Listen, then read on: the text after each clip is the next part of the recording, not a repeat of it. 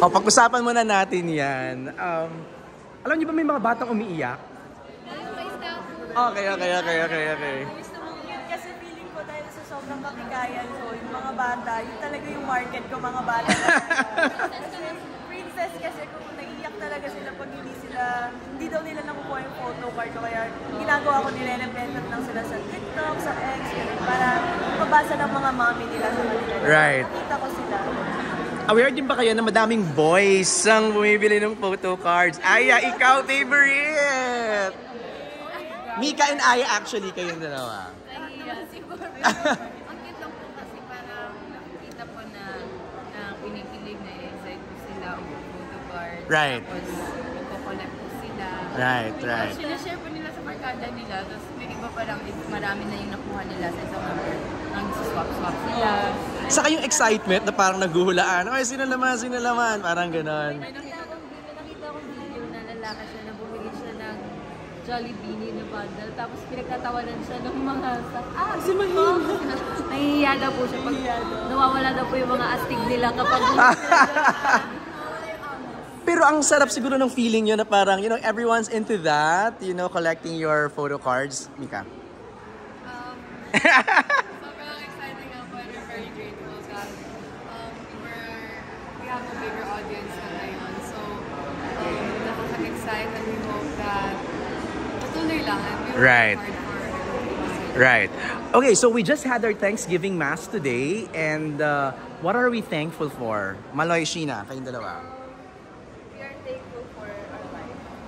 Siyempre yung chances at lahat ng success na pinagdadasalan namin noon. Like nangyayari na siya ngayon. And katulad nga ng sinabi ni why me Lord, but thank you so much. May question ka kung bakit ikaw yung pinili ni Lord. Pero talagang magiging grateful ka sa lahat. And kailangan mo lang parang itatakdali sa ulo mo yung attitude ng gratitude. Maging grateful ka sa mga lahat. Sheena. Yes, grateful din po syempre sa mga tao na kapaligid sa amin. The Blooms Management, syempre si God, family and friends, everyone. Right. Wala sila, feeling namin wala nung lakas namin. Right. Gwen, ano na yung pakiramdam na natapos nyo na the 3 days na Biniverse tapos yung regional? Thank you, Lord. I can't believe it. You did it! You did it! paniwala talaga dun sa tatlong na medyo not feeling well ako. Pero ngayon, na-survive ko even yung mga susunod na regionals. And naging successful na. Successful naman talaga! Thank you so much. Right. Yes. And more to come. Ayun na nga, yung tumor na yan, Joanna, yung tumor na yan na yung inaabangan namin. Are you ready for Canada and the US? Yes, of course! Ready na po kami. Though syempre mas magiging mahirap siya sa regionals natin dahil wala na, kumaga mas konti yung team na kasama namin. That's right. Yung family namin, di namin makikita for a month. So, ayun, kaya kailangan talaga namin itong pass na to. Yung blessing ni Lord.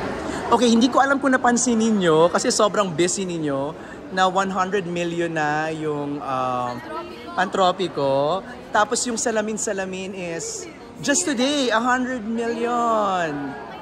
Oo. Tapos yung cherry on top, 10 million. Tapos hindi ko alam kung sa sobrang dami ng ginagawa nyo, napapansin nyo pa ba siya? Kulit. Hindi na po namin napapansin. Pero nakita ko yung Pantropiko 100M na. Tapos yung salamin, parang kahapon, 99. Parang gano'n. So, grabe, hindi po namin inaakala na ganun yung impact ng mga songs namin sa mga tao. Pinapakinggan nila sino mang milyon-milyon na tao nakikinig doon. Sino kaya yung 100 million na yun? Milyon na tayo. Grabe. Kung mga buto talaga yung iba doon, naniniwala na talaga. Right. Tayong 10M. Pero napapanood nyo rin yung yung reaction video sa cherry on top?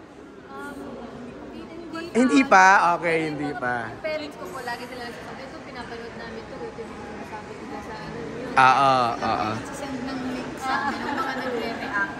Okay. Ano panoorin mo? Hindi, tsaka parang pagka-release man siya on top. Ang dami na agad reaction video. Dami na. Before, parang naghahanap pa talaga ng reaction video para malaman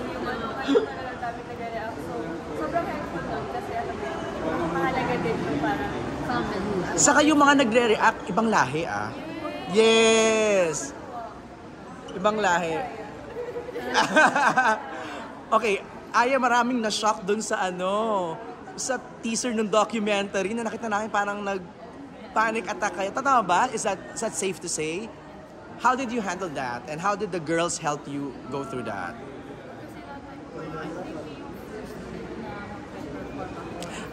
First time. That's why.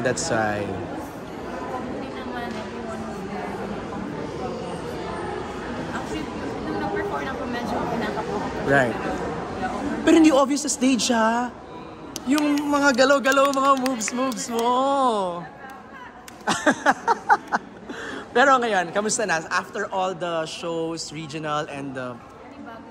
Panibagong ka ba? It's nice kasi parang before we started the years, we were here then, tapos created ko kami ni Father, tapos ngayon, another thing na naman, and this time, it's in preparation for the stage. That's right. So what's next? Ano bang mga abangan namin sa Si Mika pa tayo umiiwas ng tingin. Madami po kami naka-impact na international songs for you guys. Talaga? Oh, wow. So that's one. And then the Grand Beanieverse. And maraming endorsements na hindi nyo pa alam. K-Con. And may isa pa po kaming surprise na hindi pa pwedeng sabihin. pero Totoo ba? super big na po. Yun pa lang. Yun pala yung pwede namin sabihin. Ano na yan, Maloy? Ano? We can't say it, but abangan nyo. After US. After US, okay. Okay, Con, ano ba? Excited na ba kayo doon? Grabe yung Mika, K-Con. Grabe yan. Big deal yan.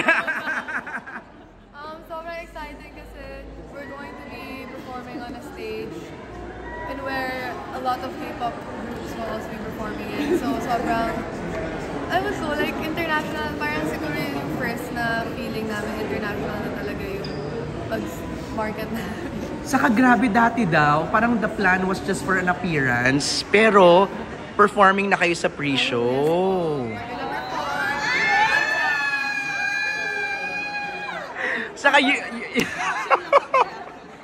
Saka you're closing daw day 3. I just read. There's a tweet. Parang Meet the Rising Stars P-pop Beanie panel. There's a Beanie panel happening. I'll show you the tweet later. Pero yun. Are you ready to meet your K-pop parang mga... Ay talaga? Yun talaga.